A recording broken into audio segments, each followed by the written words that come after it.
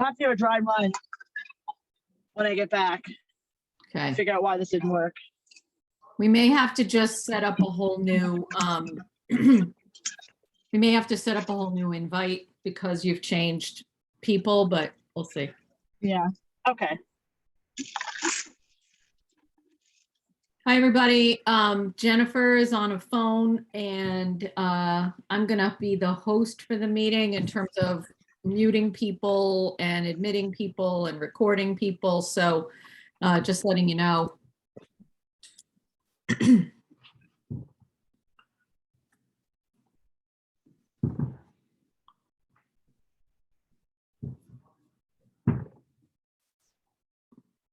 And hi, Michaela. How are you? Sorry that I'm not in person to see you. Hi there. No worries. Michaela's from Boston Properties, so she'll be giving a presentation. Boylston soon. Properties. Oh, Yes. Boylston. I'm sorry, Boylston Property. No worries. And I'm in two places. I'm in two places at once. Okay, we'll have to work it out.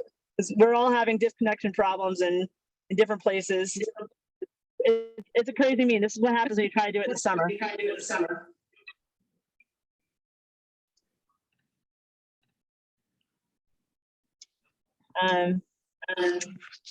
Has everyone heard from Harvey?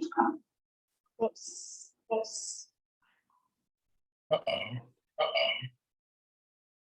Hey, I'm gonna be voting. I'm gonna be voting people.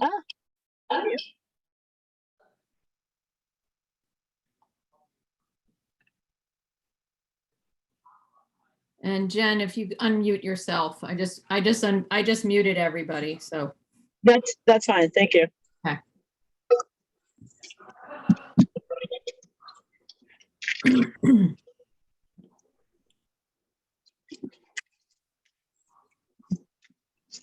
We'll give it more time for our members to show. Yep.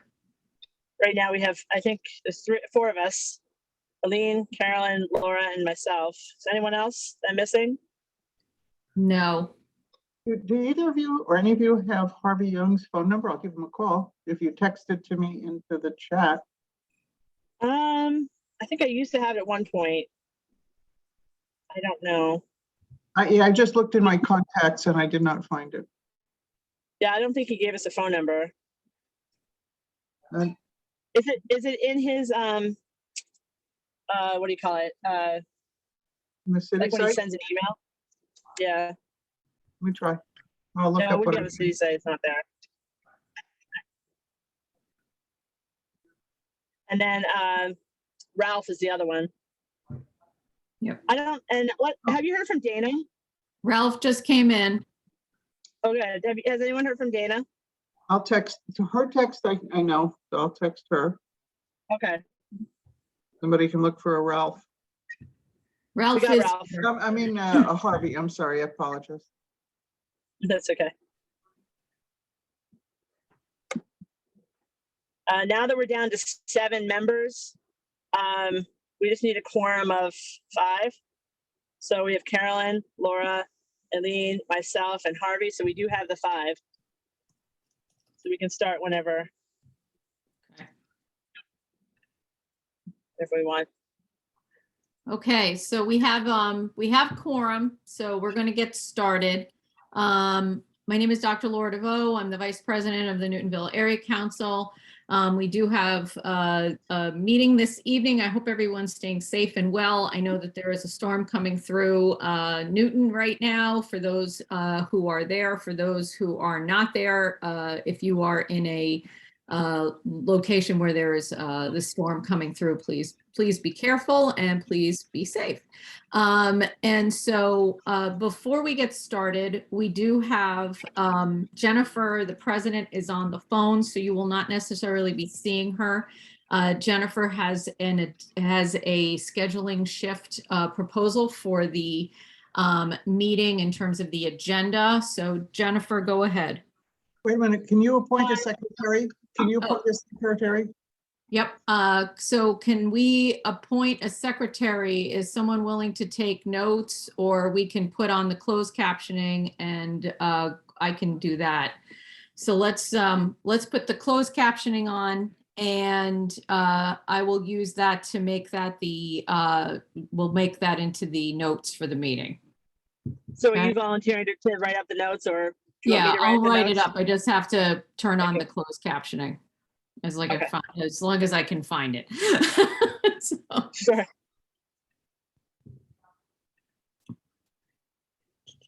Just let me know when to start. okay. Why can't I find it? Martina, you usually know where it is. Where is it on the screen? I don't. Martina is muted. Yeah. Martina is muted. Yep. Martina, you mute yourself. So Sorry, it's usually where the chat is, but I don't see it. yeah, I Usually- don't see it either. It's where wait a minute, hold on. See if I can I mean, if request. worst comes to worst, we can go back through the video Yeah. because we are recording it and we can take notes from there. I Yeah, can do that. I can do that. I can put it into a transcription program and do it. So we'll do that. Okay, so for all intents and purposes, you will be serving as secretary tonight Yep. until we can figure out what to do. Yep. Okay. Watch out for this guy over here. Okay, so you already said welcome to everyone. We do have the members of the NAC that are in attendance. We have Carolyn, Laura, Aileen, Ralph, myself, and Harvey's there. And are we missing? I think that's it. We haven't heard from Dana. So we do have a quorum, so we can start the meeting. The first thing I just want to let everyone know is that unfortunately, Tim and Nancy have officially moved out of the neighborhood. We saw the trucks pull away last week. So according to the law department, they are no longer eligible to serve on the council. So that does mean we have 2 open spaces on the council right now, which again makes the quorum now 4. Actually, it's only 4 because it's 7. So we have a quorum of over 4. So we're good. We can talk about the issue of filling those spaces after, but I wanted to make it a move to push up the discussion on Court Street to the front. We do have a representative from Boylston Properties here, and instead of making her kind of sit through our whole entire meeting, I was wondering if everyone would agree to push the agenda up so that they could go first and talk about Court Street. Does anyone have any objections to that? Do I need to make an official motion, Carolyn, or is it okay? Oh, you're muted. I don't think so. I think it's the chair's prerogative Okay. as a courtesy to Court Street residents, who I know had been offline or separately notified by Bob Kavanaugh, who can't be with us tonight because his granddaughter's in a play. I sent an email to the 32 people on his circulation list, letting them know about the timing change versus the published agenda. So hopefully many of them are here. Thank you. Okay, so Laura, you can take it again, and if we have that ready to go, or I know. Yep. Absolutely. I'll let you take it. Sorry. That's fine. Michaela, is it Michaela or Michela? Michaela, great. Could you take yourself off mute? I think you have multiple devices, so take yourself off mute, and we can go from there. All right. I still don't hear you. Hold on. Hold on, Michaela. Let's see if we can.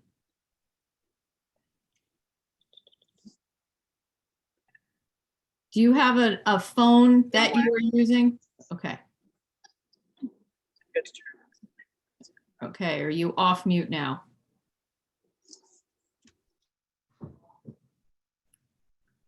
I just asked you to unmute on that phone.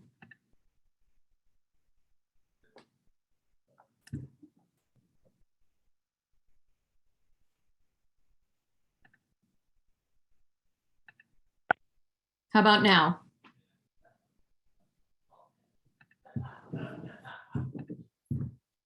Still can't hear you.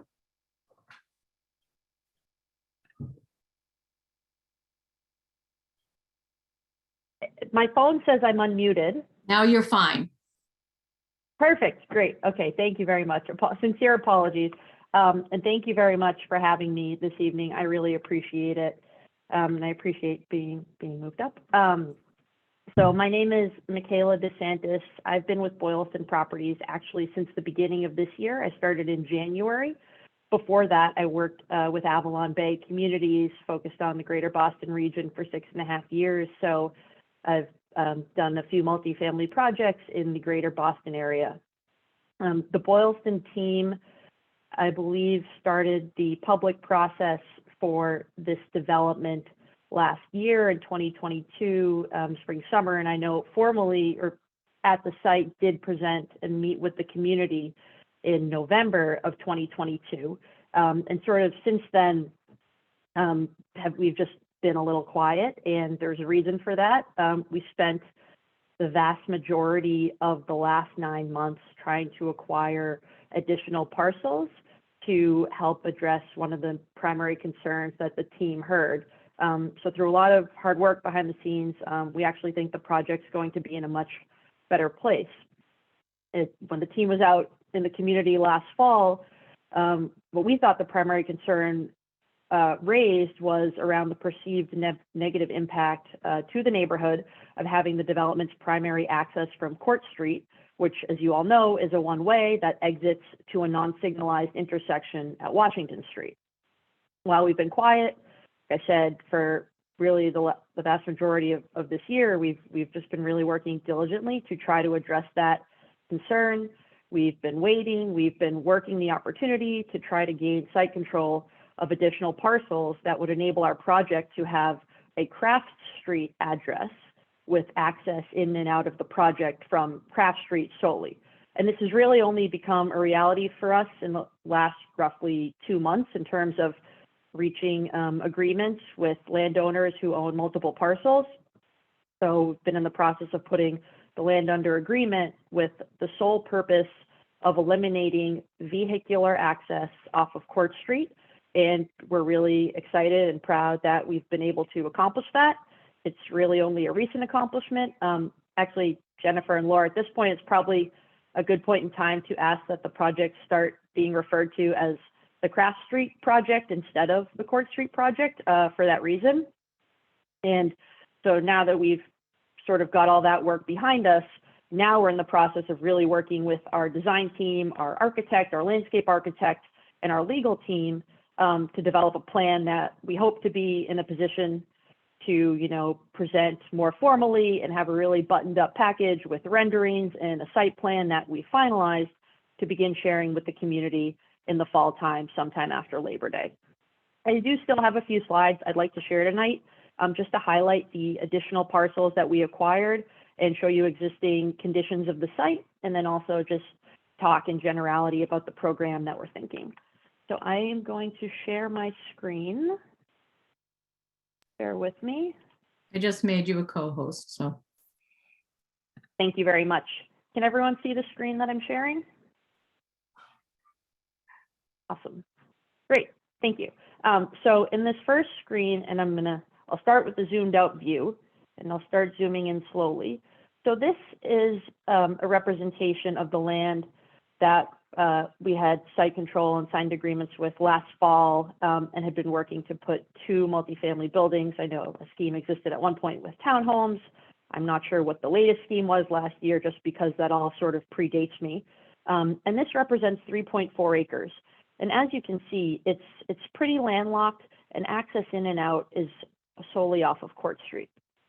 Now, with some patience, like I said, we've been able to acquire an additional 1.3 acres. So now our total land under agreement, and that we hope to develop, is on the second image that you can see here. So it's really this, almost an acre and a half that touches Craft Street and is north of McGuire Court, and on the north side abuts the Newton DPW site. So like I said, this is 4.7, 4.8 acres, and we think having a Craft Street address is going to be huge. It is our goal that access will be into and out of the site on Craft Street, you know, proper two-way, double yellow striped, leads to a signalized intersection down at Washington Street. And we want to limit any access to Court Street only to emergency vehicles. And we will have to talk to Newton Fire Department, to the police department, but that will be the goal. That being said, vehicular access solely on Craft Street, but ensuring that there is pedestrian connectivity through the site so that anyone can pass through our site. If they're heading to Newtonville and they want to cut through here, then walk down Court Street to get over to the train, to the amenities, whatnot.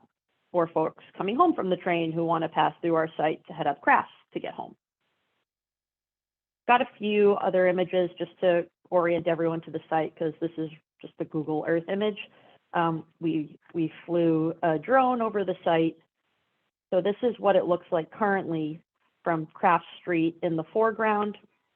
McGuire Court is this roadway into the site.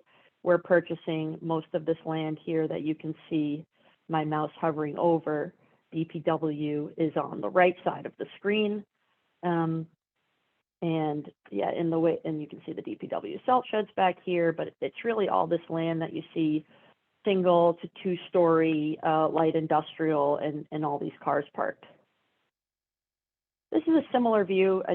This is me with a highlighter in this program, so roughly there, but maybe not the exact science, but just same view from Craft Street, just looking more downward from a higher angle onto the site.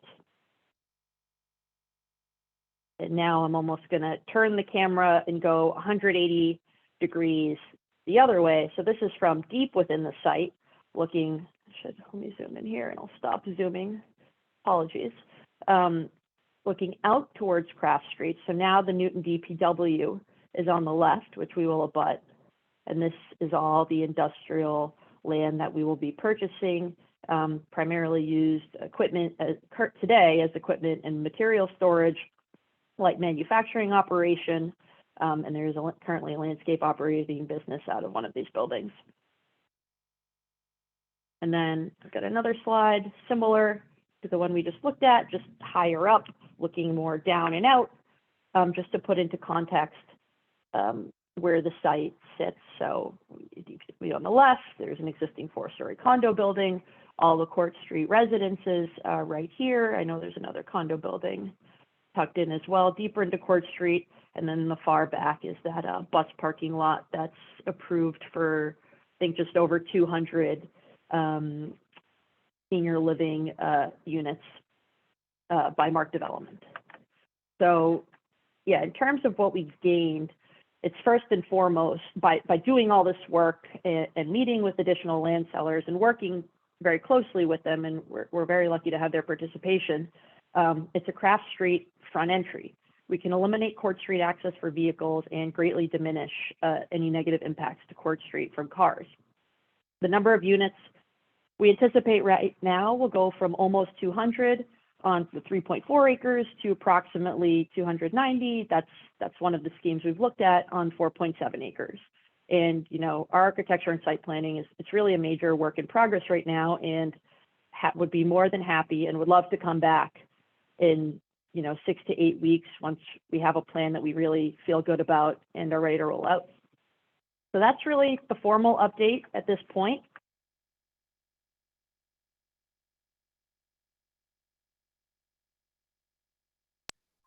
Okay. Like to open it up. I do have one quick question for you, Michaela. I'm looking at this through the lens of this is clearly land that's been used. You can't hear me? Okay.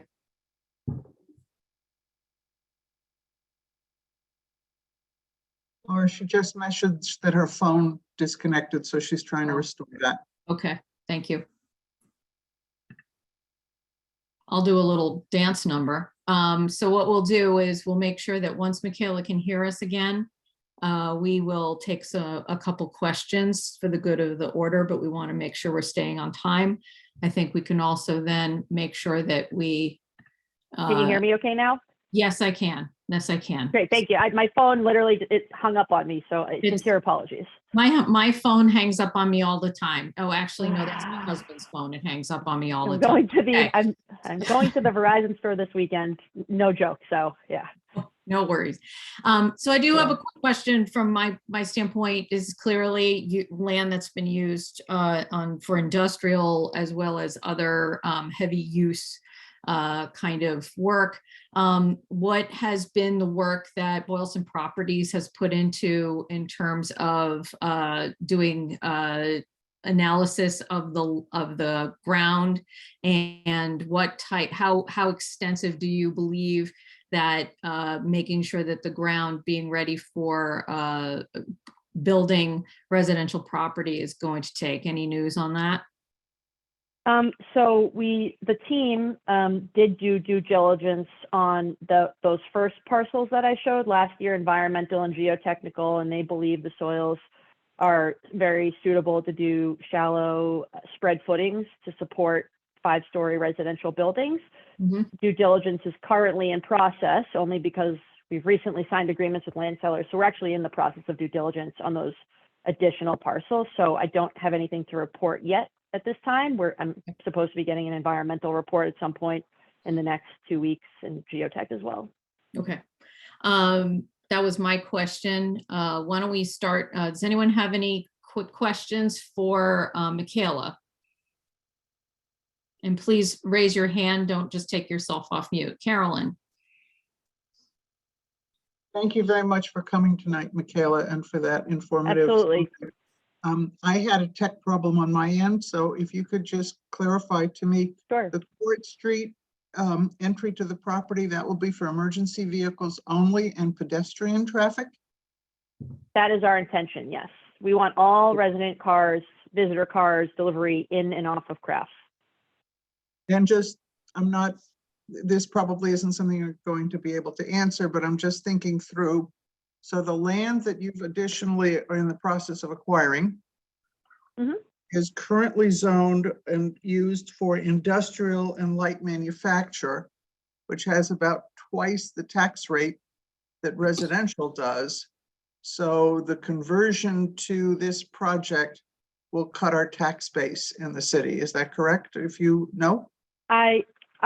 The commercial tax rate in Newton is higher than the residential tax rate. However, the total taxes for the parcels in toto will be vastly less than the taxes that will be generated by over 200 rental apartments here. If you look at what those parcels are all paying today. Right. And then are you going to do any estimate of the service requirements they will have? Because the industrial don't send kids to school, for example.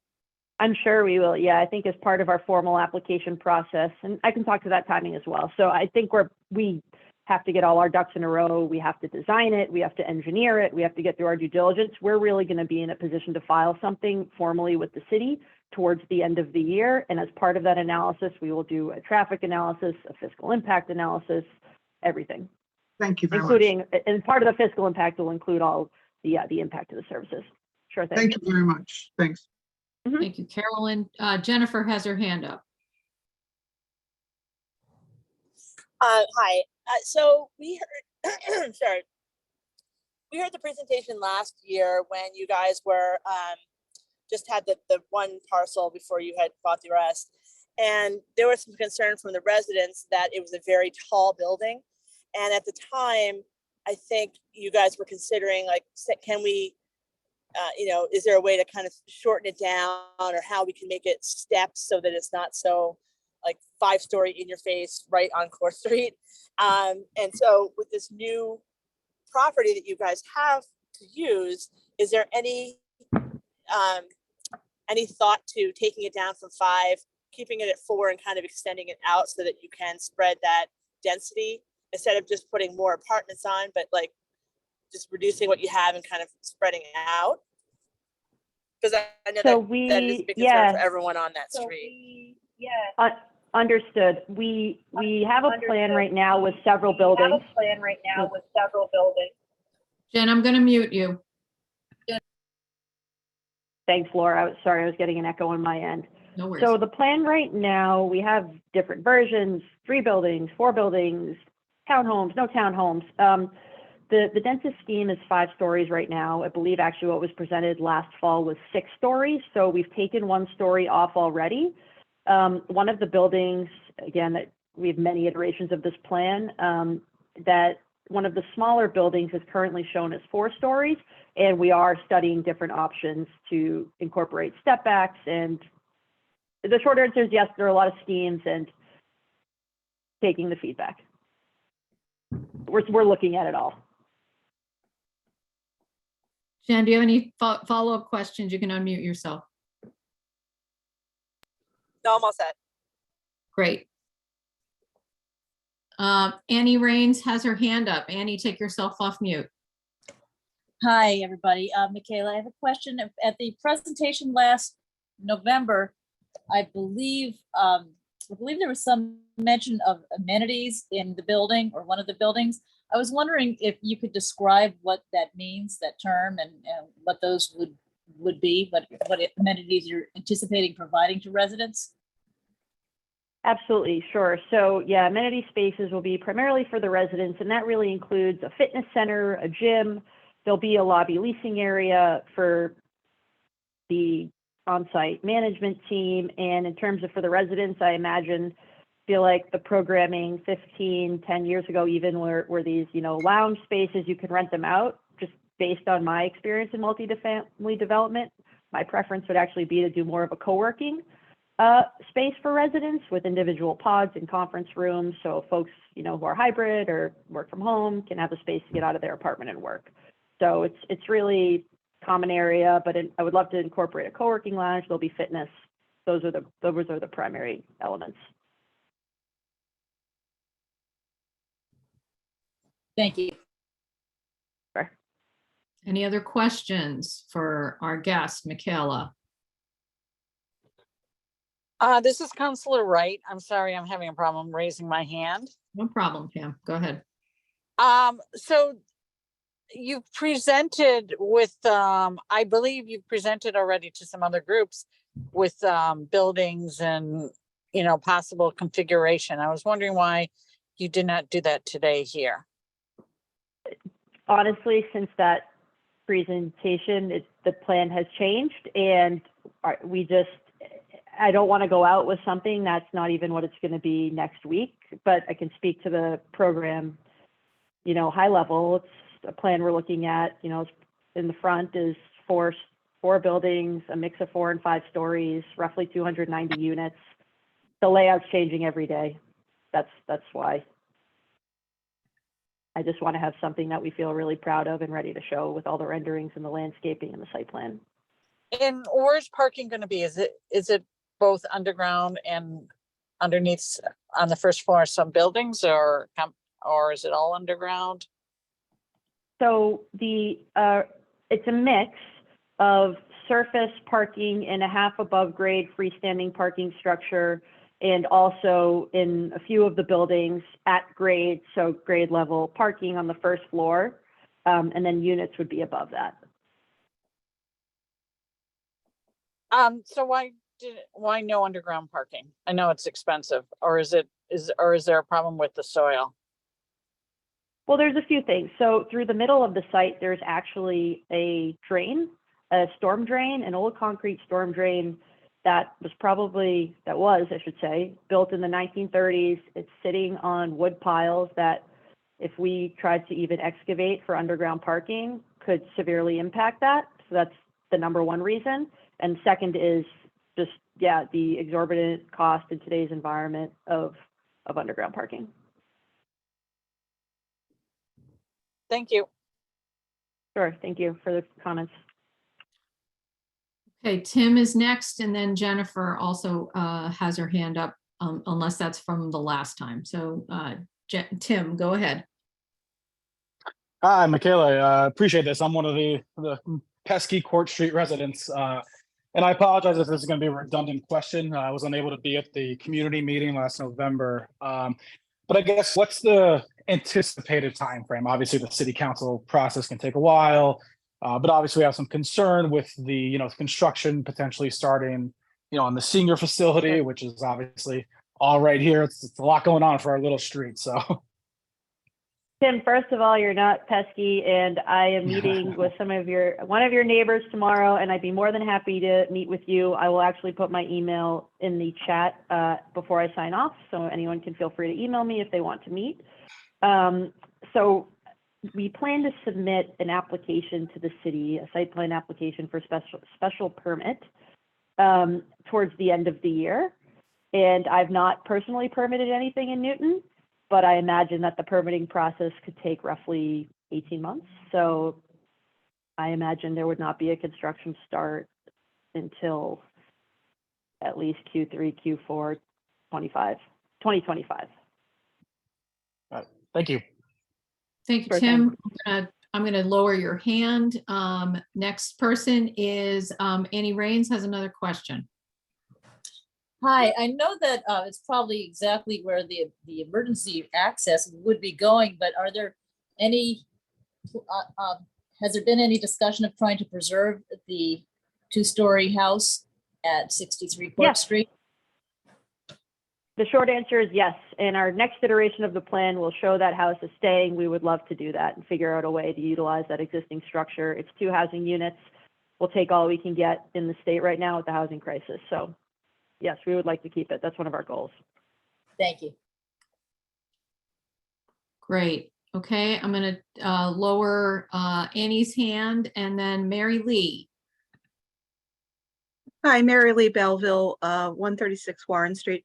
I apologize, I joined late, and if this was addressed, again, I apologize. What is the proposed zoning for this property under the new version 2 of Village Center zoning? And what is the ratio of parking to units that's proposed? Thank you. Mary Lee, you didn't miss anything. Neither of those questions were asked, so I'm glad you asked them. The property is currently a mix of manufacturing and multi-residence 1. Our intention is to rezone it to mixed use 4, which allows 5 stories by special permit from the city council. This site is actually outside of the village center zoning area. So that's why we are going to be pursuing a rezoning. In terms of the ratio of parking, right now we are proposing 0.9 parking spaces for every apartment home. Michaela, I'm sorry. I'm not sure if I was clear with the question. I understand what the current zoning might be. Is this currently not at all within the scope of VC 3, 2, or Yep. MR? You're right. It is not. This site sits outside of the scope of the village center overlay zoning. And I'm sorry, if you could once again repeat the parking, I'm sorry. No worries. We're proposing 0.9 parking spaces for every 1 apartment home. Thank you. Sure. You're welcome. Thank you. Okay, next up is, who we got? Ralph. Ralph, you're on mute. I have a question about stormwater. And, Newton is is responsible for reducing phosphorus into, the nearby Charles River. And so any new construction has to, deal with that. And I'm wondering if you're talking about, green infrastructure, rain gardens, things like that. I mean, all I've heard, and I haven't seen the plans, is a lot of paving for parking, but I assume you're going to have to deal with that as part of your site plan. Yes, and actually, I imagine there's going to be a lot more green space than currently is on the site today. The site is totally impervious surface. It's buildings and asphalt today. We're going to be contributing a lot on the green front. And in addition to that, we will be, I'm sure, incorporating several infiltration chambers to improve stormwater runoff. Thanks. Sure thing. Thank you. Great. Anything else, Ralph? No, I think that's, I mean, as they say, the devil's in the details, so we'll see what it looks like when we get the plan, so. Jennifer and then Annie. I had two more questions. The first one was, I'm pretty sure you guys have gone through the metrics and tried to figure out what the housing mix is. Can you just let me know, or let us know, like the mixture of 1-bedroom studios, 2-bedroom that you're planning to include? And then the second is, are you planning to build this under passive house or any kind of green building initiatives? I will answer the second one first. Yes, we are planning. I'm going to mute Jennifer because it's causing a repeat. Thanks. Yes, so I'll take the second one first. Yes, we are planning to build this to passive house standards, and we are committed to that. With respect to the first, I'll be candid, we honestly haven't gone through the mix. Our unit count, we're really just working to an average net square foot right now. We haven't done the analysis yet because we, again, have been just so focused on laying out buildings in the last month or so, and before that, the land acquisition, but happy to follow up on that once we actually have put some real thought into the mix. Great. Annie, do you have another question? I have two more questions. The first one is, what is the real purpose of the mixed use zoning designation that you would be requesting, if it's going to be really purely residential, or are there other retail aspects that are going to be incorporated? And then my other question is, have you thought about approaching the city about incorporating this proposal into the proposed village center zoning? I'll sort of work my way backwards again. We haven't approached the city about working this into the village center overlay district. And with regards to the MU4, so it was first adopted, I think, just 10, 11 years ago for 28 Austin Street, and then later used for Trio development by Mark. It's essentially, you know, they should be all about complementing, in our minds, MU4 projects to really be about complementing existing adjacent land uses. And in that, in our eyes, when we read that, I think of Newtonville and I think of the retail, and we think more residents means more shoppers in the Craft Street and Washington Street businesses. And one of the direct goals in there is also expanding the diversity of housing options. And we think that meets that need as well. And it's also transit oriented. It's a half mile to the train station. In order to, you know, be mixed use, you do have to include a non-residential component.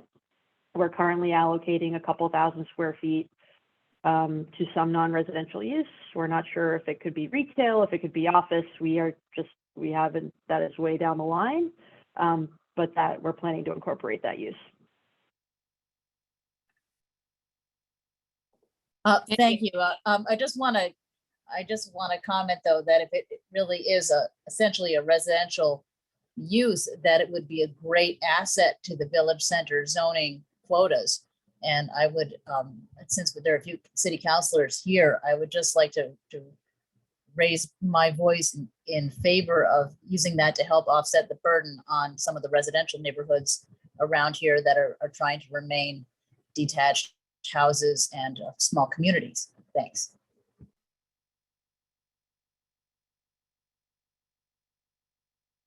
Thank you, Annie. I'm going to lower your hand. Any other questions for Michaela? Yes, I can't figure out how to raise my hand. I'm talking under the name Harvey Siegel, but my name is Martha. Okay. I know you haven't made plans or exhibited plans for the buildings, but is there going to be a great deal of attention to an attempt to integrate them into the older architectural styles that are common in older buildings in Newton? The two new buildings in Newtonville are so square, and the materials don't resemble what should I say, traditional materials at all. And they're frankly, they don't really fit in with anything traditional about Newton architecture. Just wondering. We haven't, thank you for the comment. We actually haven't gone into materiality at all. One idea we did have in mind though was not having, because the project will have several buildings, not having them all look the same and really having a potential mix that could also incorporate the more traditional styles of Newton. So yeah, appreciate the comment. Well, anything you can do would be appreciated. Thank you. Thank you, Martha. Counselor Wright. One more quick question. Are these units going to be condos or rentals? They will be all rentals.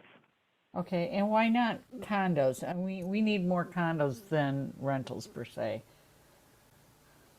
The reason that we're going rent, well, first of all, we just aren't condo developers by nature. I don't think we have the risk appetite for it, nor is it's a lot harder to finance these days. I mean, we, Boylston, have capital, but we have limited capital, and we will be partnering with institutional equity, and it will be, I'd say this is a financeable project from a rental perspective.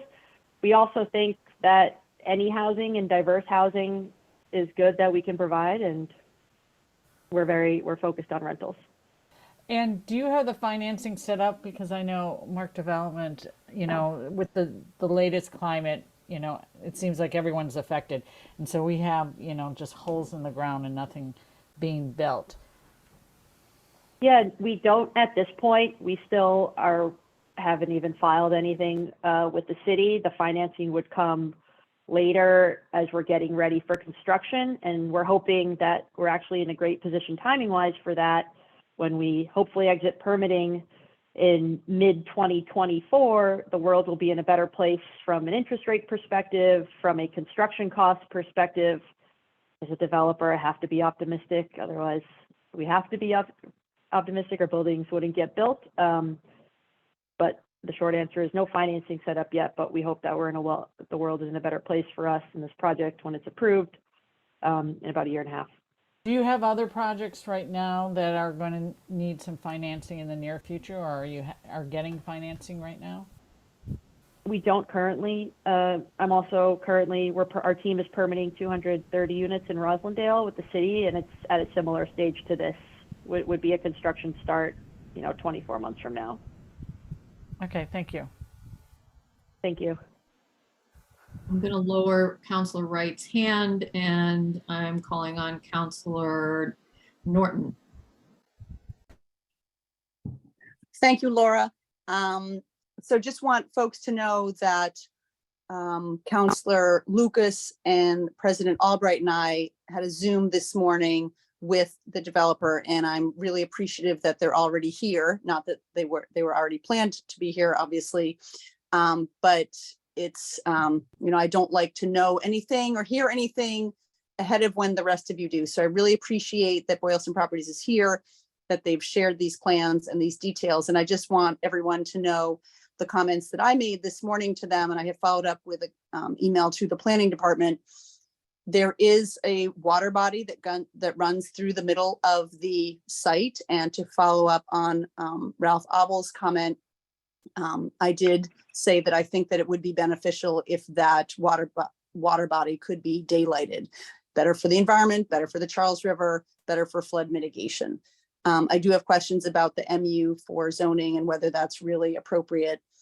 I agree with Councilor Wright, condos versus rentals. So I did make that point. We have a lot of very expensive rentals. Home ownership is something that increases, people's wealth in a way that rentals don't. We don't have enough of that in the city. And there are so many, especially older folks who would love to downsize from their large homes into accessible condos. And the aesthetics are really important. And so I appreciate whoever had brought that up as well. I just wanted you to know. So just in the spirit of transparency, wanted you to know that I've heard some of this already. And those were the comments that I made, and really interested in hearing what everyone has already been saying and additional comments tonight and follow up to me. Thanks.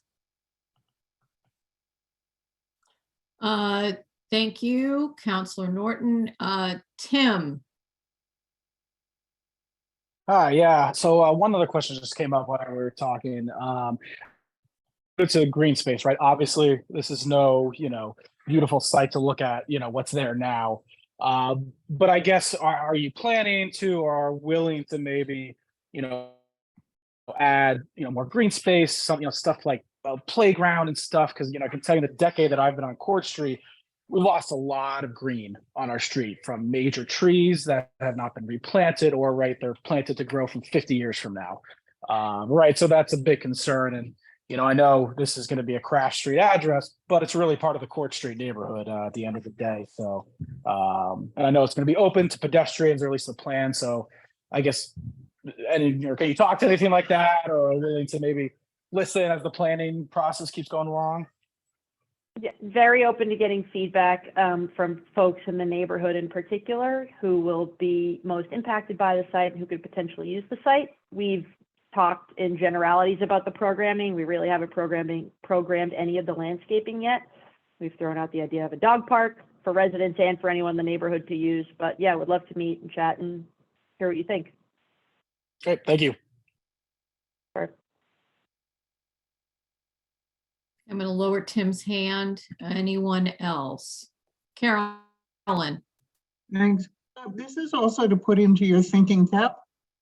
We are experiencing the horrible results of climate change. Climate deniers may say it's just weather, but I think other people believe this is a really serious tipping point. I think it would be very attractive if you could investigate geothermal, not just solar ready, but actually solar, and a variety of other innovations with, for example, respect to what you do with all the demolition trash. The demolition debris in this situation is apt to be somewhat less than it is in other circumstances where it's a full tear down of an existing structure, because you've got a lot of open land, but there's still going to be a lot of asphalt ripped up, a lot of buildings that are on the place now. And to the extent you can highlight really constructive solutions to not burdening landfills and what gets turfed over to be toxic playing fields and those sorts of things, and the number of charging stations for electric vehicles that you can insert into your parking to exceed requirements, I think people would respond much better. I won't say well, because I don't want to speak for anybody else, but for myself, I would be very appreciative of having really a climate control forward notion to this, rather than just building the same old fossil fuel consuming, pollution, global warming contributing kinds of construction, because we are right at a terrible spot now. And here we are building another hole for ourselves. I don't mean your project, I mean the world, by suggestions such as to demolish the EPA. It would be really nice if, instead of going in that direction, you guys could accentuate and accomplish some really climate change customizable things here. Just a suggestion. I know they have cost, but they also have benefit. There is a project in New York, in Brooklyn, that is going to cool with geothermal. So you might want to look at that. That's a 500 unit project in Brooklyn, New York, that is already finding geothermal to be cost effective. Thanks, Carolyn. We really appreciate the comments, and I'm glad you did raise that. We are committed to passive house. There will be no natural gas to the site. We are committed to doing solar, not solar ready. I don't know about the number of EV charging stations that will be there. And even though Boylston is small, we're about 20 people, we do have several great construction and engineering folks in particular, and geothermal has been a discussion in our office the past couple months, and we've been trying to find a site where we can do a study and see if it's a possibility. So we will absolutely, it is our intent, and we've already been planning on this, to study the site from that perspective and see if it's feasible. Okay, Peter Bruce. Yes, I'm glad you're thinking about doing passive housing. Would that be by US or international standards? I think there's some differences, and I'm curious about that. And also, what proportion of your energy use or consumption would be provided by solar? Would it just be a small fraction, most of it, or whatever? And finally, just before I finish up, the traffic on Washington Street is intense. It's probably a lot worse now that the pandemic has wound down than it was before the pandemic. And then the levels of average daily traffic and peak traffic were way over what the Federal Highway Administration would recommend doing a road diet for. I know the city's been thinking of doing road diets all along Washington Street, and I'm concerned that even with the current configuration with more lane space, that you might not have enough because the traffic is intense. And I wondered, have you done studies that show what the likely average daily traffic at the corner of Washington and Crafts would be? Thanks for the questions, Peter. So in terms of the first question, I don't know the answer. I mean, once we get our buildings laid out and once we figure out what mechanical equipment is required on the roofs, then we can figure out how much real estate we have left over for the solar panels, and then how many, kilowatt hours that will produce to offset any electrical uses in the building. So I unfortunately don't have an answer to that. That's going to be further down the line, but we want to max out what we can. With regards to traffic, just because we have recently, been in a position to start getting additional parcels under control, and now we're just figuring out the site plan. We have not yet done a traffic study. That will be a part of our continued due diligence and our permitting effort. And when we submit to the city with a formal application, that will include a full traffic study and counts at many intersections in and around the site. And on passive housing, would that be US or European standards, or both? I don't know the answer to that. Okay. I would guess US. Okay, I Having know not it's done kind of a passive house technical myself question. before, but yeah. It's yeah. not intended as a gotcha Yeah. question. I just hope, Yeah. maybe I'll write to you about it sometime and get an answer. Yeah, that no, way. any information you're willing to share, I'm in the process of getting up to speed on it myself, so that'd be great. Okay, well, that's fine. Thank you. Thank you. Thank you, Peter. I'm going to lower your hand. And I believe Mary Lee has another question. Yes, my question is, has Boylston built any projects to passive house standards to date? And if so, where? And to Peter's point, to which standard, the US or the international? We have not built any passive house projects to date, but this will probably be the first one. We're excited about that.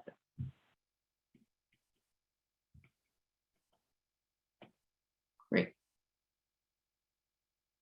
Any other questions? All right, it is 7:52, and in a effort to cover some of the other items before and try and finish the meeting before 9 o'clock, let's say thank you to Michaela, excuse me. And Michaela, I'm sure you will be coming back at another time. Please, Michaela, if you could be so kind to put your email in the chat one more time, because it moved up. Sure. So people can see Sure. it. And Do it again. Yep, right now. And thank you very much. Thank you all for the time. I really appreciate it, and I look forward to meeting hopefully many of you in person. Feel free to reach out. Happy to walk anyone at the site anytime. I love a forward to good working more with you. Michaela, I love a good site visit. So I'm taking you up on Any excuse to get out of the office. So any yeah. excuse to walk around in unattractive space. Okay, thank you. And Thank you all for the time. I'd Have a love good to night. go on that walk too, so let us all know. Thank you. Thank you very much. Thank you. Bye-bye. All right. We will start back at item number 1, Newtonville surveys. And what we will do is we have done a white paper version of the zoning survey results, as well as several other pieces of collateral, so to speak.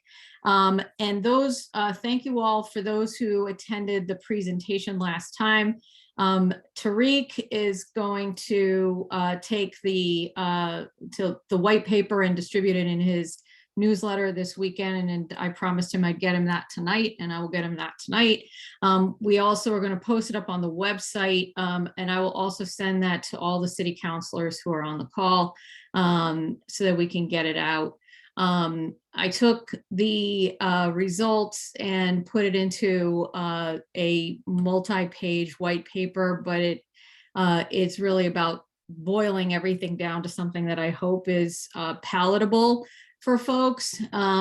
It does give us a lot of good information moving forward about the weakness of any surveying that we do, specifically around the populations that we are attracting to fill it out. As noted the last time, over 70% of the people who filled out the survey have lived in the city more than 20 years. And we want to make sure that we are encapsulating people who have lived here for a variety of years. Not saying that people who lived here longer than 20 years don't matter, but we want to make sure people who have lived here less time do feel like their voices are being heard. So we have that. We are hoping to do another survey, or at least I am hoping to do another survey around the issues around transit, parking, walkability, all the way multimodal transportation. So we're going to do that and start to develop that over the next few months or few weeks, excuse me. Dan Cohen, who was part of the conversation the last time, is interested in being in that group again. And so happy to have folks let me know. You can email me at my Newton email address. Let me know if you're interested in being on that working group. We would love to have you. And the hope is to kick it off at around the Newtonville Village Day, which will allow for us to not only get people to fill it out. It's such a popular day. It allows for us to be very visible in and amongst folks. So that's the hope, is to distribute it around in September during the Village Day. So that's my big update with that. And we will also distribute the final white paper in the Newtonville email distribution list. So that was the other thing, as well as to people who filled out the survey. Carolyn. Thank you. I'm not sure whether this fits well here or in the later matter regarding planning for candidate debates, but I wanted to suggest that we take a PDF, because the survey is now closed, of the questions in the NAC survey and distribute it to all of the candidates in the contested Ward 2 race and have them fill out their positions.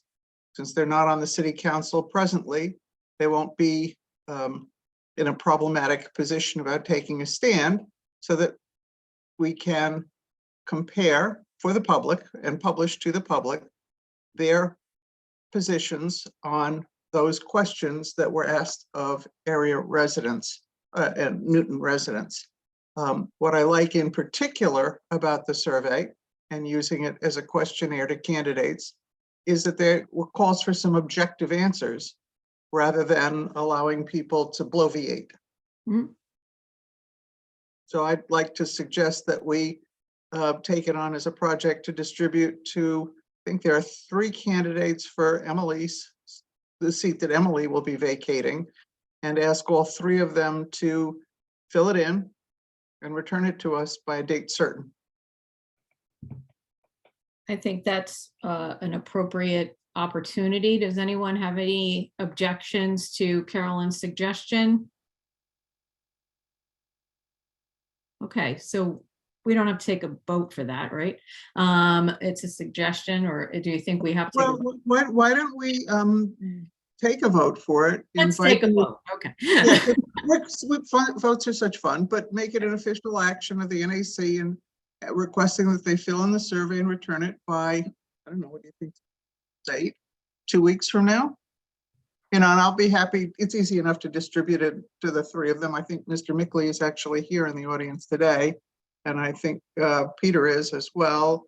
And I didn't see Mr. Gaynor, but, Dan is yeah. here. Oh, great. So then they all know. How you doing? Nice, Okay. nice to see you. So why don't we just take a vote on my motion, which is to distribute to the three candidates for the contest of Ward 2 Ward Councillor seat, the NAC survey in PDF format, and ask them to complete it and return it to us within 2 weeks. Okay, can I have a second? Okay, I have a second from Aline. Okay, and then can I have a vote? All in favor? Okay, any opposed? Any opposed? No? Okay, so moved. Great. We'll add that to the piece, and so we're gonna send those out. And I want to thank everybody once again for all their help on that. We learned a lot and looking forward to it. Okay.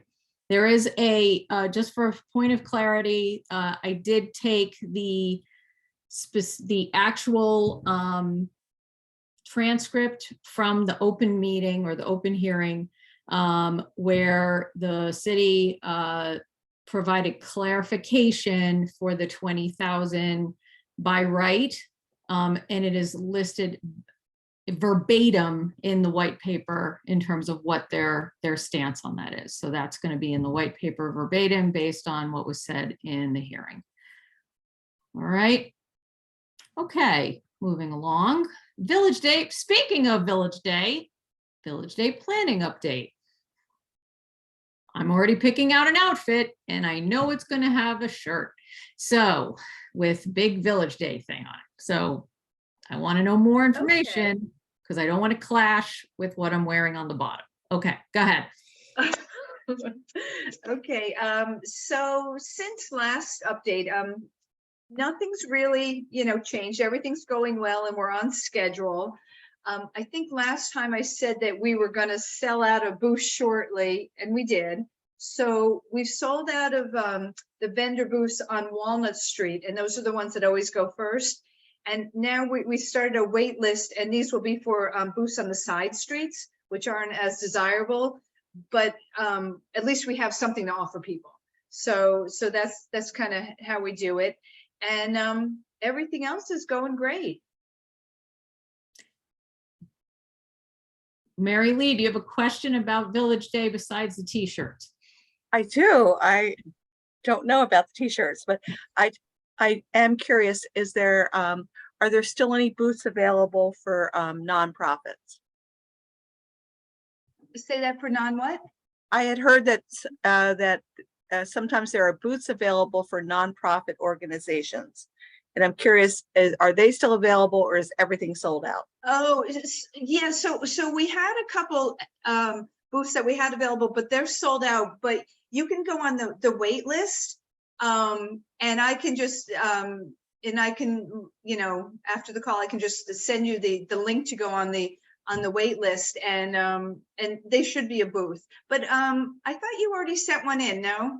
Oh, Dana, I couldn't remember if I did or didn't. So I think so. Yeah, okay. I think so. We'll take it offline. Quite a few people, quite a few people say, "Oh, it's sold out," and I'm like, "No. You sent your application in a long time ago." So okay. I think you're good. I'll double check, and if there's anything different, I can let you know. That's great. We'll take it offline. That's great. Yep. Thank you. Fantastic. We'll go to Aline and then Carolyn. So of course you brought it up. So I want to know what's going on with t-shirts.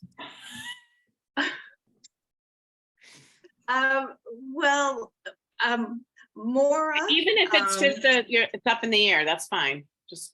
Oh, well, there's nothing really with t-shirts. We just have more t-shirts than last year because we sold out last year. So we give away, I think it's almost 450 t-shirts this year. We just give away a lot of t-shirts. And so that's it. I mean, we just, they went very fast last year. Yeah. And the color I'd like to reserve one. You can well, you have a very important position. So I you do, have and to I'm have just one. shocked I didn't get one last year. Oh, you Anyway, didn't? Oh, okay. I'm joking. Okay, thank you. Yeah, yeah. Oh, you're welcome. You're welcome. Carolyn. I just wanted to mention, I think I'm right on this, Dana, that people can, if the booths end up all sold out, people can share booths if the official booth holder wants to, give them a seat at the table or something, right? There's no Oh, limit. absolutely. No prohibition on it. Yeah. Yeah, and if you want to check to, yeah, you can definitely do that. But we're pretty good about getting people in. The side streets are still, they're not as desirable, but they're still, good. So yeah, you have an option to share a booth or to get one of the side streets. And the side streets, just let you know, are like Madison, Newtonville Avenue, and they're right off of Walnut Street. They're just a few feet in, so it's not a not really a big deal. Fantastic. I'm a side street person, so I'm excited about that. Well, there you go. You got to give people a chance to go down the side streets. They There gotta you see- go. Yeah. Anything else for Village Day? All right, everybody make sure you get sunscreen for that. All right, so we should be doing sunscreen and t-shirts and good hats. Okay. All right. Thank you so much, Dana. I'm excited about that. I know we all are. We've already done our Court Street, but remember it's now which she wants us to, otherwise known as Craft Street Development Update. Let's talk about the joint ACE candidate debates, planning and dates. Jennifer, I am going to ask you to chime in on this because I don't know who brought up this particular agenda item. Hopefully you're there. Jennifer might be on mute. Okay. So what we need to do, I'm going to kind of leverage some here. I'm going to ask Carolyn to also help me here. So we want to have debates. What is customary for city council debates? And is there more than one? Okay, Jennifer has no audio. I'm going to try to see if we can add her again. But Carolyn, in your recollection, how many debates do we try to have? So the way the debates were done in the past were all the area councils co-sponsored the debates.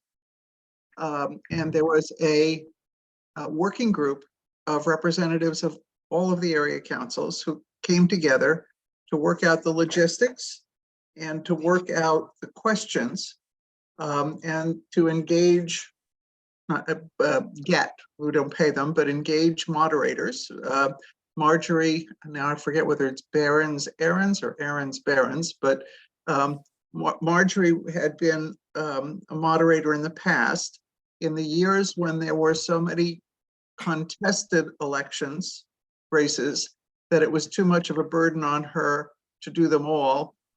We got some other moderators, but Marjorie has been, if she's willing to do it again, sort of the historically used moderator because she's a professional journalist and she really digs in and learns the issues so that she can conduct questions. So the debates or the forum, however you want to call it, are only for contested races because unopposed incumbents or unopposed new candidates, which I don't think that's the case this year, but any unopposed races, it's not a contest for the election.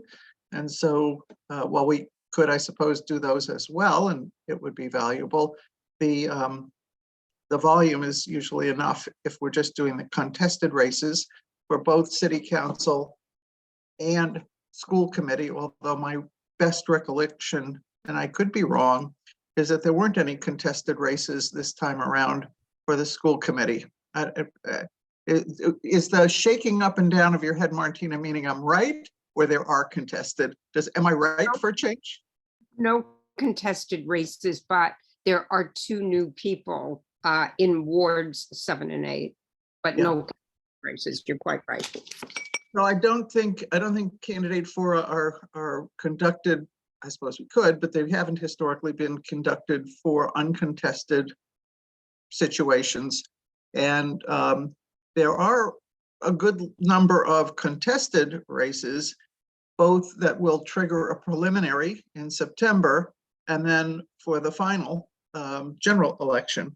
And so I think the how shall I put it? The whatever working, the all area councils working group would figure that out. Of whether to do a come together for the preliminary and then a head to head. I think it's pretty much head to head. No, it's not head to head. So you could have 3 people in a race for 2 at-large seats, and that wouldn't trigger a preliminary.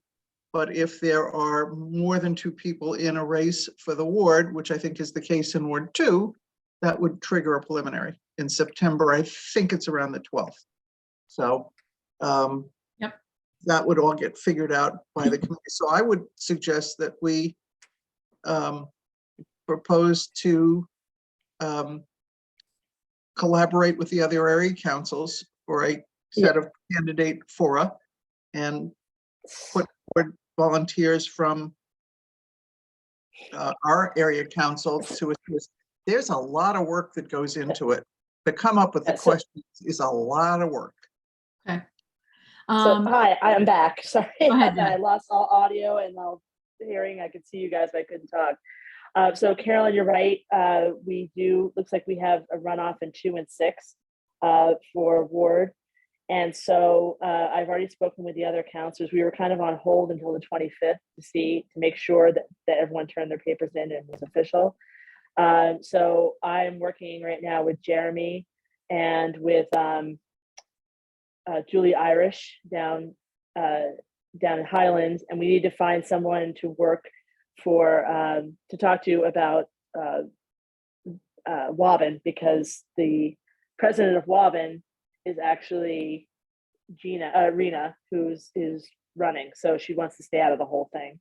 So we're getting a group of the 4 presidents and people around, counselors, people in the council to talk about this and get it started, because we are in a crunch right now. I think it is important to have that meeting, to have a short one. We were thinking to combine 2 and 6 because those are the only 2 contested races, and kind of get that going. But it's real tight time. So I was coming in to ask who, if anyone would want to kind of come in with that with me. I know we do have a working group that's going on with a survey right now with Laura. So I'm trying to mind people who aren't in your group or won't be sucked into your group, so there's not someone who has like multiple working groups in their hands. I don't want to overburden anyone. So I think Carolyn, you're expressing interest. I don't know if Harvey or Ralph has any interest. When would the meeting be? Do you know? We need to start right away. I mean, I'm like I said, I'm away right now, so I can't do anything until I get back next week. But if we're talking mid-September for the runoff, then we need to get them. Usually, they do it not the week, like the week before, so that it's fresh in everyone's minds. It's usually on a Sunday or weekend, but we don't do it like if it's on the Tuesday the 8th, we don't do it Sunday the 6th. Like we push it back the week after that. So. You know, again, we just need to figure it out. I don't know if anyone is, I think there's some contested school committee, but I think that runs off and that's not a runoff. I think that just runs as it is. Contested school committee races. I thought in 6 there was. Nope. No, it works itself out. Okay. Well, then we don't have to worry about school committee. Okay, so if we could kind of meet next week, either in person or online, I'll get you guys, if you can send me information and when you're available. I'll send out, I think, a doodle poll. I think is the best thing to figure out when we can just meet.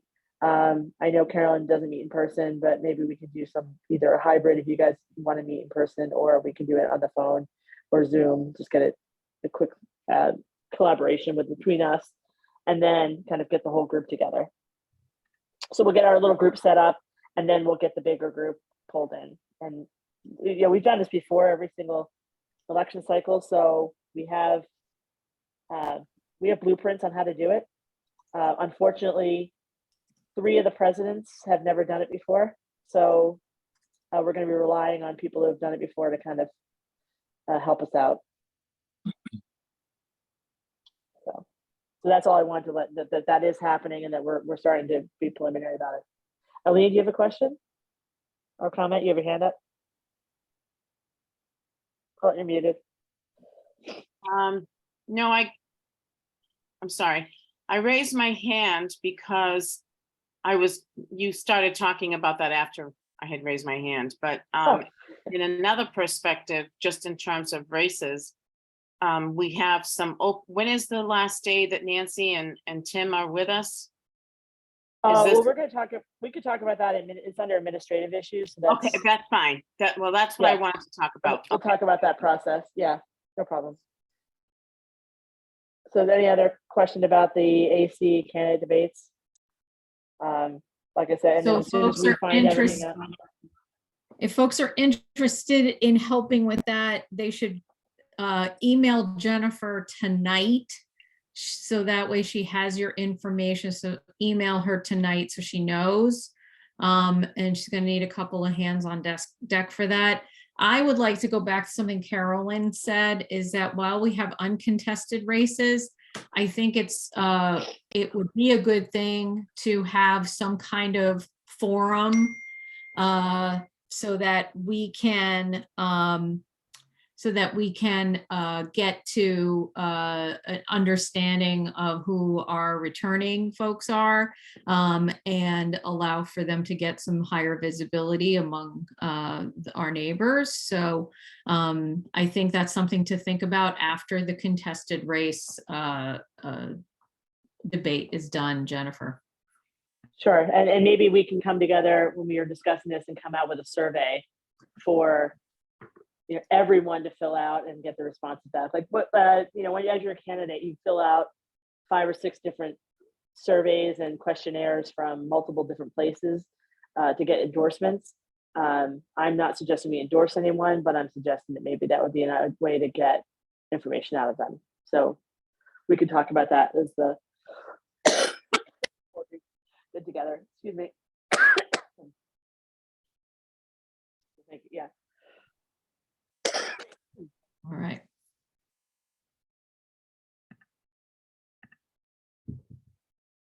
You all set, Jen? There are some comments. All right. We have some comments. Terry from Nonantum Neighborhood Association is not accountable. We are in an association, would like to be involved with that zoning, with the zoning committee. Okay. So Terry, are you interested? We were just talking about debates for the city council in the contested races for wards 2 and 6. Or is that what you're thinking, or do you want to do something with zoning? I thought you said prior to the race, what the committee that you were talking about with zoning, yeah, the association with the councils, that's what I'd like to be in. Some of the members of our association would like to maybe help or plan with you guys. Okay, so just for clarification, I want to make sure we're all on the same page. Okay. We were talking about having a debate for the contested races of the city council wards 2 and 6. Okay. So is that something you're interested in or no? Nope. Okay, all right. Thank you. No problem. But I would say, Terry, you should reach out to look at the members of the ZAP and reach out to your city councilors who you are aware of, and reach out and make sure that you know how to get engaged with the zoning. Yeah, we are. I thought this was just, yeah, thank you. Just want to make sure you do.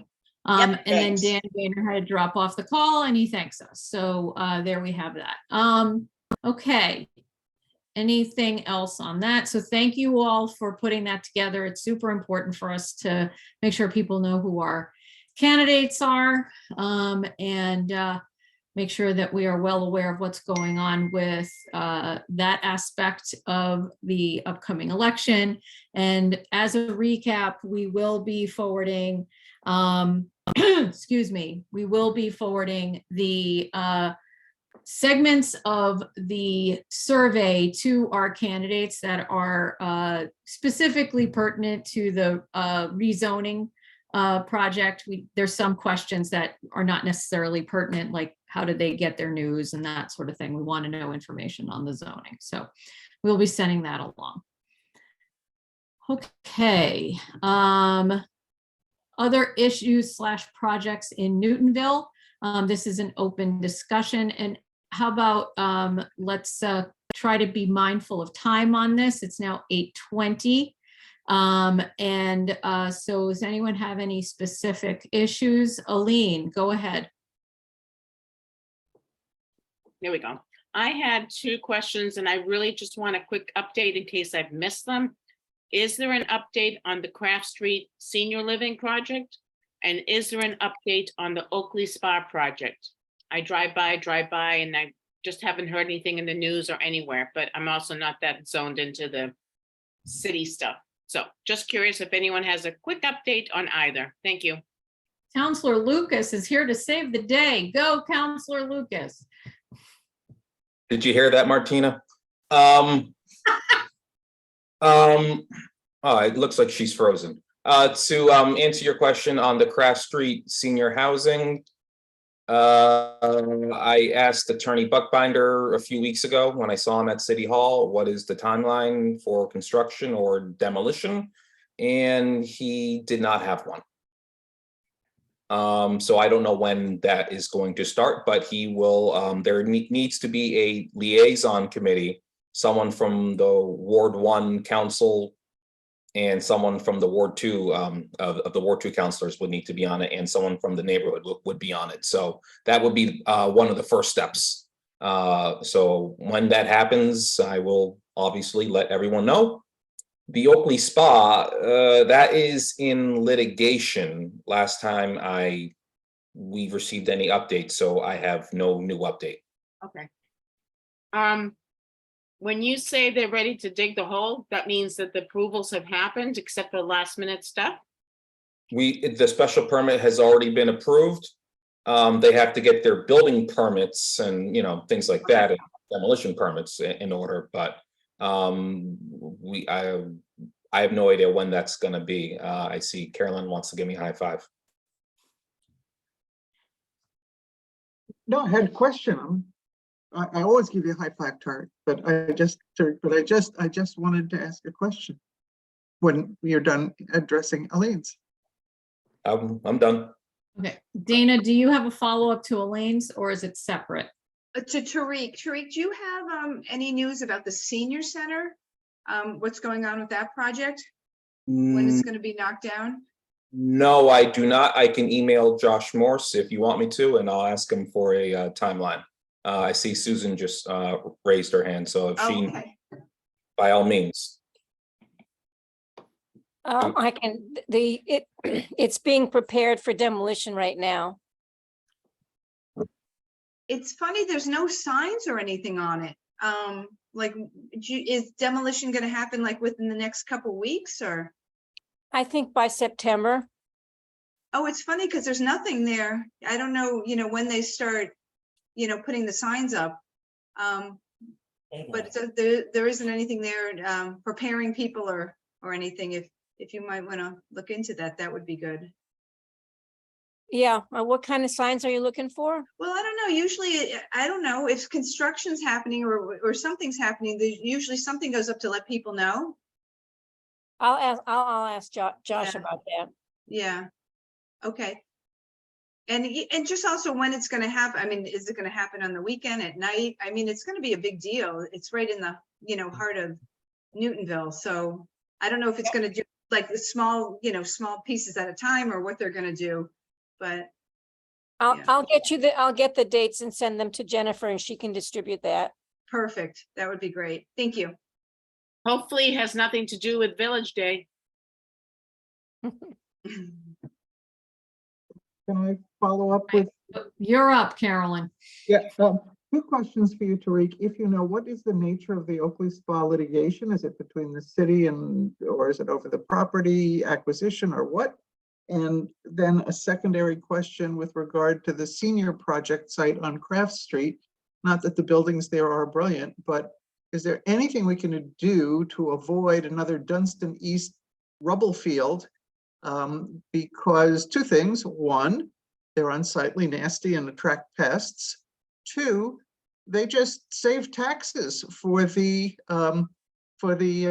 property owner, who is, I'm sure, demolishing it and then going to sit there and maybe build. In how long have we been waiting for Dunstan East and Riverside? Ever. So if there's anything we can do to not issue a demo permit until they give us a commitment that they're really going to construct, that they have their financing in place, it would save the city some lost revenue not to have them do the demo and let it sit as a rubble field. So the first question was the nature of the Oakley Spa litigation. I went to Springfield College, got a degree in marketing. I am not a lawyer, so I don't want to speak out of turn regarding a lawsuit, but I do know it is in court.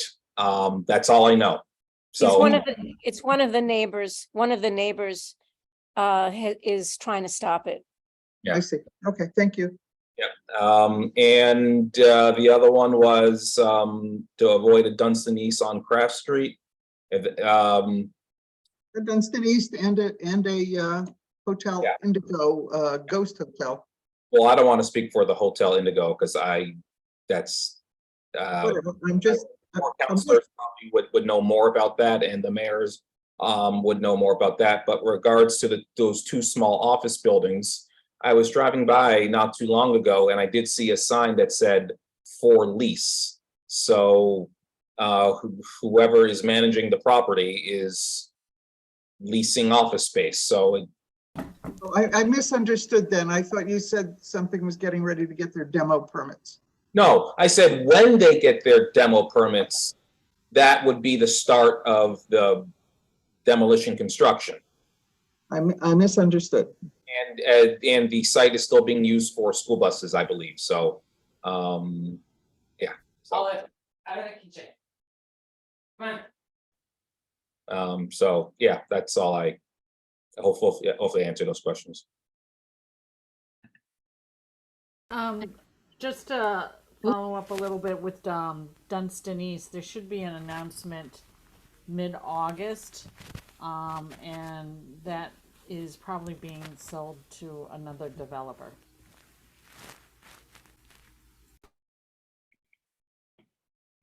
Thank you, Counselor Wright. Is it Burleson Properties? I was told a national developer, and it's not Toll Brothers, so. What is going on here? What is going on in this town? Well, there's a lot of problems with financing in general across the US and with those banks failing on the West Coast, but money started drying up before then. And then interest rates have gone up so much. Building costs have gone up. You know, things were looking really rosy for a while, and then COVID hit and things went to hell.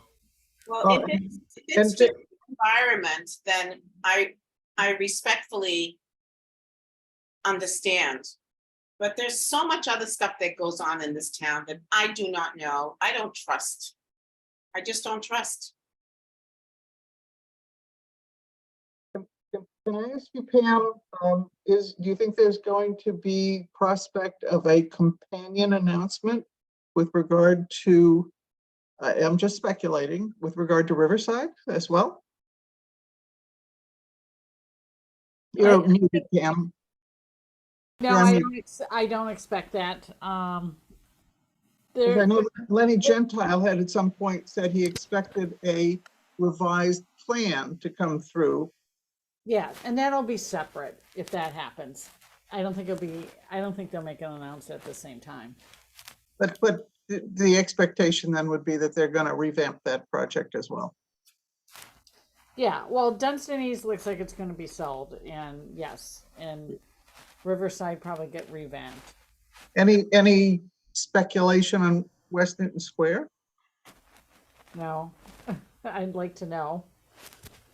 I mean- They're waiting out their time frame for the demo permit for the 3 buildings. By the theater and the one on each side. They went in front of Historic a few months ago, and I think it's an 18-month demo delay they received. Thank you, Pam. And then, well, one quick thing, most of the businesses there about a year ago, normally they got a 5-year lease, and they were given a 3-year lease, or they could go month to month. And so like Artitudes went month to month, and when they figured they weren't going to make it, you know, they left. And the Italian place is going over in Starbucks in Newtonville. They're moving over there. So there's a lot of empty storefront because nobody wants to be there just for a year or 2. Well, and Camello's already moved over to Newtonville. Because our village center is vibrant. Because we're not suffering from quite so much real estate speculation, but there is the CVS site. Elaine, The other 2, just again, real quick, I really didn't expect it to go this long, but now that we brought it up, Camilla's is there, but they're not opening till September, right? Just double checking. Right. But the 2 other quick ones are Armory, which I have no opposition to, and there's one other, I can't think of it. I don't know of any delays with the Armory. I mean, the Armory, it's 100% affordable, so getting the money is from so many different buckets. So that just takes time in general. There's federal money, state money, and just a lot of different buckets to bring it all together. I think it's proceeding on, but I don't think there's any delay, but I'm not sure on that. Okay, thank you.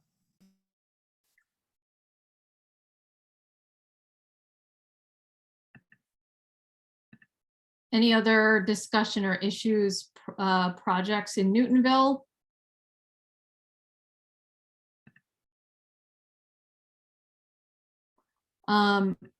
Of note, and I know that a couple of people have brought up the trust piece, that is something that you'll see in the white paper as we boil down what came out of the survey, is that there is a belief that things are not as transparent, whether people, regardless of the side of rezoning people are on. And so it's something to keep in mind for our city councilors who are on the call, who might be part of any implementation moving forward. Charging people with reading a Friday briefing is not transparent communication in people's minds. And so that's something we need to be better about. And we may be able to be helpful to you moving forward. How do we want to make that work? It would be inappropriate for me not to note that this Monday, July 31st, from 6 to 7 p.m., there's a community forum on domestic violence. It is an important subject on any given day, but in light of the tragic events in the Oak Hill neighborhood that happened in the recent couple weeks ago, that is something we need to keep in mind. It is something to please make sure you're aware of. I don't think so. Someone is on. Susan? I'm going to mute people here. Sorry about that.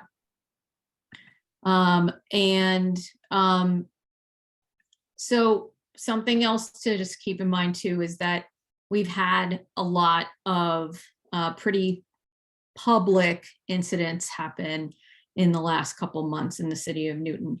These are not things that we need to consume on our own.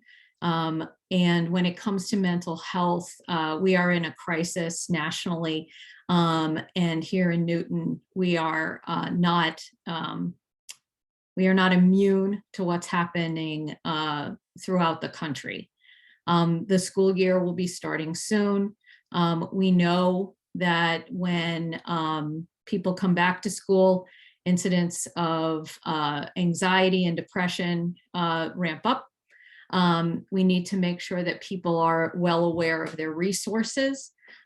This may be something that we can do better about as a village council. If you have ideas, please let me know.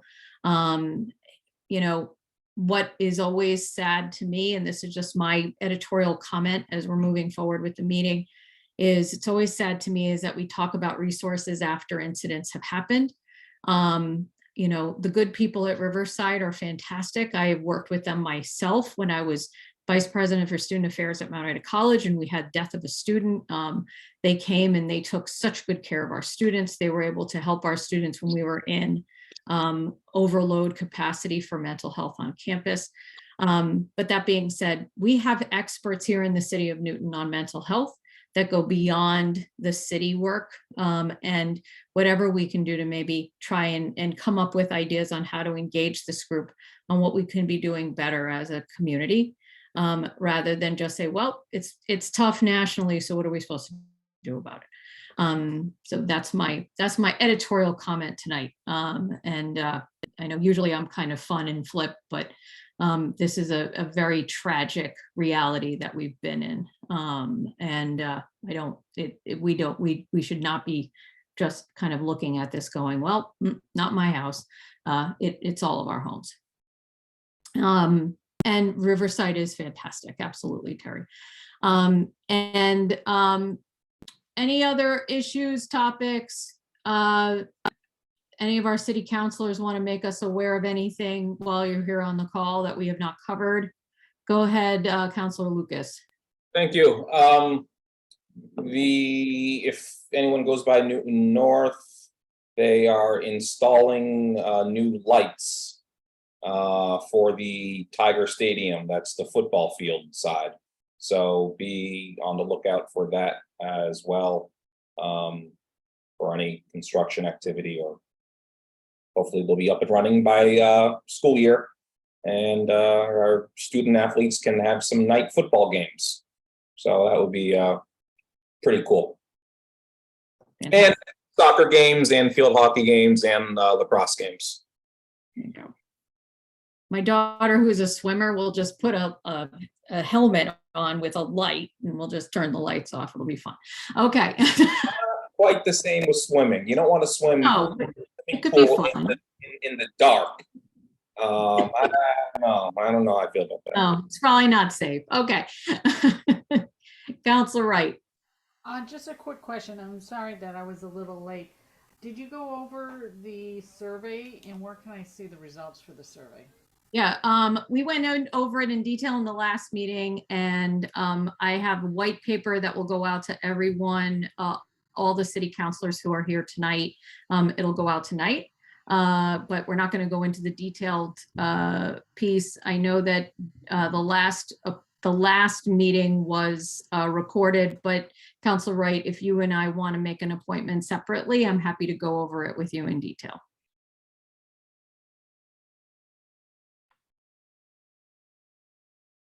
All right. Okay, so administrative issues. Jennifer, we have our area council nominating process, and then we have to approve last month's meeting minutes. Yep, so in terms of the AC, the NAC, sorry, as Aileen had mentioned before, Nancy and Tim have officially moved out of their house. They have, I think on July 18th was the date. I spoke with legal. They're not allowed to finish their terms. Once they move out of the council catchment area, they are done. So that was Jonah Hill saying that. So in this case, we have 2 open slots. And normally what we would do is we would take the time to go through the whole process of announcing we have vacancies, having people send in their resumes, then setting up an interview month, then announcing or taking a vote, and then processing people in. As you guys will remember, that takes about 4 months. And in my opinion and legal's opinion, it doesn't seem like we could do it. But I feel like it just takes a lot of time for someone who's going to get like a month of service. So if everyone's okay, I propose that we just keep the 2 slots open. We worked all last year with those 2 slots open, or 3 slots open, 2 slots. And we'll just keep going. And then hopefully over the next year, we'll get enough people to fill the 9 slots again. So yes, Aline? So there are actually, are you saying, because I didn't quite catch this, are you saying that we will run elections for the January turnover? No, I'm saying we will not. I don't think it's worth it to go through that whole process. There's a 3rd opening for January. No one responded to my email, but I've also said I'm not. Because everyone's terms end. Everyone's terms end on the 1st of January.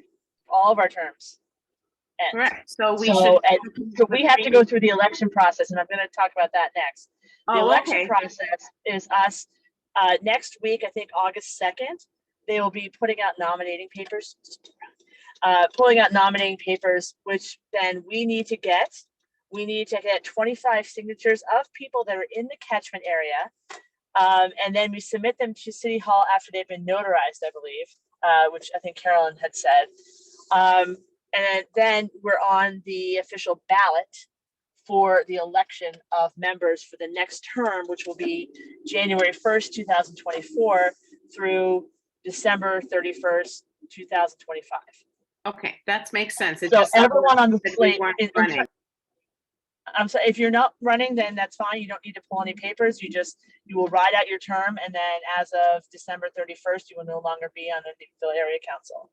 But everyone, I have to do it. Laura has to do it. I mean, everyone, even if you just came on 2 months ago, you need to do it. So unfortunately, that's just the way the whole system works. And you know, like I said, I mean, that's the timeline. I don't know when papers are actually due, but probably due sometime in September. It's a pretty short, 3-week or 4-week process turnaround.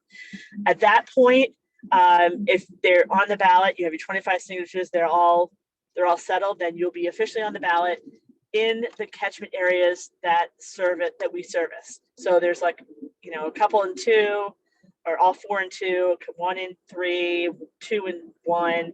And so they'll get the papers, and then we'll get voted in. Is that cleared up? One thing to add, vote by mail will not be available for the area council votes. Not available. That is true. It's never been available, apparently. And we have had extensive communications with the town clerk, or sorry, city clerk, and with the election commission to see if we could figure out a way to get it, and we can't. It's just no way. We even offered to figure out a way to do it, and we just couldn't. And additionally, we're going to need to man the election booths ourselves this year. So coming up in the next month, I'm going to have to start asking for volunteers for that. That was another concession. As you guys remember, when they were trying to pull the area council election off of the date, the November date, because it's a lot of work for them. And we decided that we were going to help them out. So that'll also be happening. But no, they don't do mail. What do you call it? Service by mail. You can do it if you do it early, but you need to go in and ask for a ballot because they don't know who has which ballots. So it's something you have to specifically ask for, and if no one knows to ask for it, then they're not going to get a chance. Can I just ask for clarification on that? Are you saying that about manning the election poll area? If you're running for the office, you shouldn't be manning the election polls. No, we would, no. The just- joint area council has come together to get volunteers, and then we're gonna send them out to different places. So like I would go to Ward 6 and sit at a table. You know, or they would come to us. Like it wouldn't be us, because that is wrong. That's why we refused to have it on Village Day, because that didn't make any sense for us sitting like, you know, a booth over and having people like vote for us. That's just kind of icky. So that's, yeah, we've already taken care of that. There's no conflict of interest on that respect. So the idea is we will sort of I'll get the word, reciprocally man one another's voting booths at polling stations? Yes. Like I said, it was really the only concession we had to make. And yeah. Yeah, I was just thinking, you know, historically, there's always been a problem with people getting invited, if you will, to go over and request. So the way it worked at my polling station back in the days when I was going in person was you checked in at the check-in desk, you went and you voted your ballot, you put it through the machine at the checkout desk, and then you walked out and said, oh, wait a minute, what happened to the area council vote? And you went back in and they said, oh, it's in that table over there. They didn't tell you. They didn't have a sign up front at their desk when they checked people in. It was just sort of like off in the weeds. And a lot of people forgot and left and didn't get their ballots. So if we can at least work with the city to have them have a more prominent sign on the official check-in people's desk and checkout people's desk to say, go get your area council ballot over at the adjacent desk, that would at least be helpful. And I don't think it's inappropriate to ask them to post that. No, we can certainly ask them to do that or create our own kind of posters to put up. They actually want us to publicize that there is this election that you can vote for area councils. They're not putting anything in any ballots that are going out. It's too much money for them to advertise for us that way. So we're gonna have to do it grassroots and try to get as many people to acknowledge that they have this opportunity. And then when people are sitting at the booths or at these tables, you know, kind of make sure that that's gonna happen. We have our lists, we have the, you know, the same kind of booklet list that they have in the polling places that will, like they're our own, we're making them to check off who's on what. Just check out to see if you're in an account in an area. I mean, this is really the only way we can do it. We're not getting a lot of help from them because, you know, in their opinion, it's like they're just overwhelmed and this is just one more issue. And it was really the only way we could get them to not pull it and put it in May or June or July, I think. One of those dates they wanted. So it's not optimal, but it's very similar to the way it's been done for years and years and years. So we'll just have to do it and make it better. Janet, you had a question? Janet, you're gonna have to.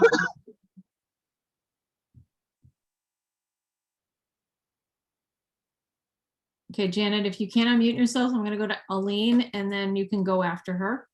Okay, I'm unmuted. Sorry, Okay, it took great. me a minute to get there. Quick question is, if somebody is running for city council, can they run also for the area council at the same time?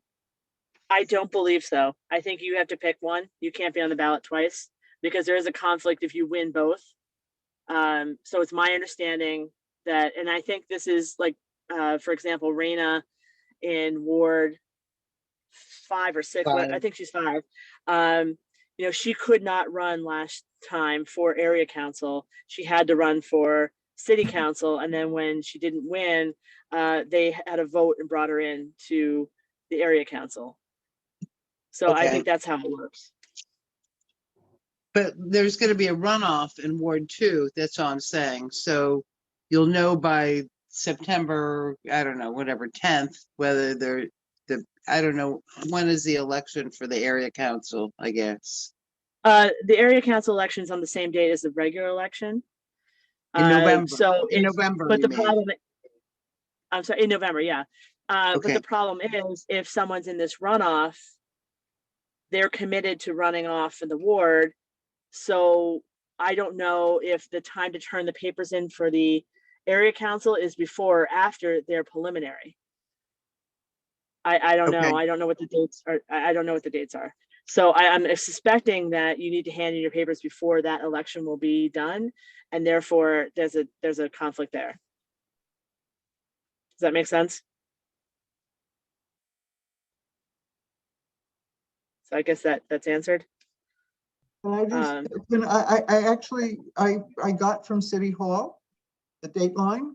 August 2 is when the papers are available to pull for area councils. September 15 is when they get turned in. I think, I could be wrong, I think the preliminary is on the 12th. Okay, so if someone does do the 12th and they lose, then they have 3 days to get their signatures.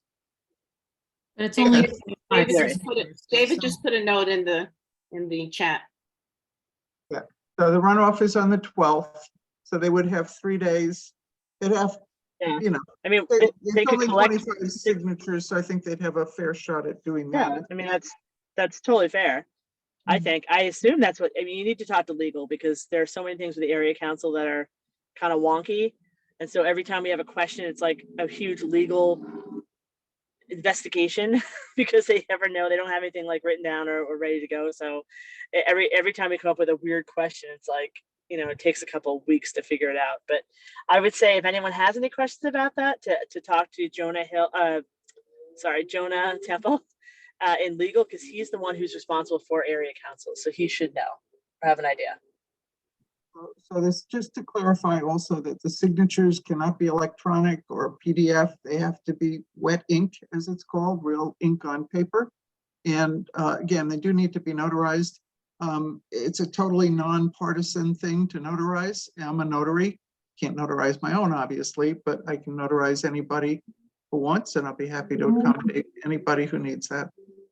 And it needs to be on their special sheets, right? Their special. Yes, yes, it has Like to be legal on their size, sheet. And sheets, yeah. and duplex, don't be photocopying one-sided pages and sticking them together. Yeah.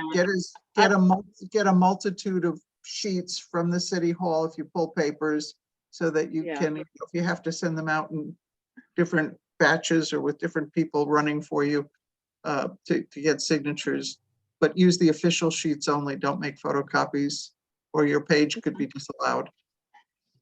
Yeah. You know, even though you need 25, and I think each sheet holds 25, pick up 4 or 5 of them.